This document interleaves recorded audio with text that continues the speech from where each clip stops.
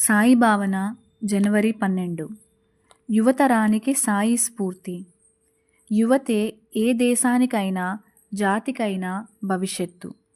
అటువంటి యువత సన్మార్గంలో ఉంటే ఆ జాతి దేశం ఉచ్చస్థితిలో ఉంటాయి. ప్రస్తుతం మన యువతరం ఆధునిక పోకడలలోనూ ధన సంపదలోనూ మునిగి తేలుతున్నారు. విలాసాలకు అలవాటుపడి దైవాన్ని లెక్క చేయకుండా ప్రవర్తిస్తున్నారు. దీనికి తోడు నేటి పరిస్థితులు చాలా వరకు యువతరాన్ని పెడదారి పట్టించేవిగా ఉన్నాయి.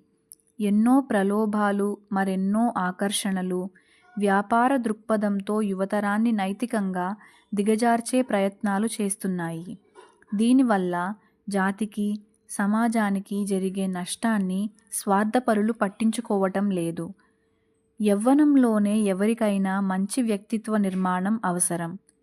దీనికోసం ఆధ్యాత్మిక భావన యవ్వన దశలోనే అలవడాలి.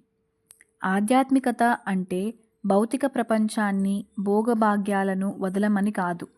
ఆచరణ సాధ్యమైన సాయినాథుని తత్వాన్ని పాటిస్తే చాలు. బాబా కఠినమైన నియమాలను పాటించమనలేదు.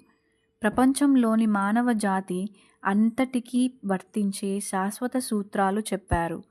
సత్యాన్నే పలకటం, దొంగతనం చేయకుండా ఉండటం, వాదనలకు పోకుండట, అన్ని ప్రాణులపై దయ, పరులను నిందించకుండుట, చేసే పనిలో శ్రద్ధ, పని పూర్తి అయ్యే వరకు ఓర్పు మొదలైనవి మతంతో ప్రమేయం లేకుండా మనుష్యులందరికీ వర్తించేవి.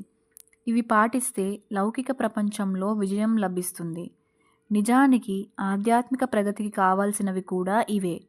అందుకే నేటి యువతరానికి కావాల్సినది సాయి స్ఫూర్తి. శ్రీ సచ్చిదానంద సమర్థ సద్గురు సాయినాథ్ మహారాజ్ కీ జై.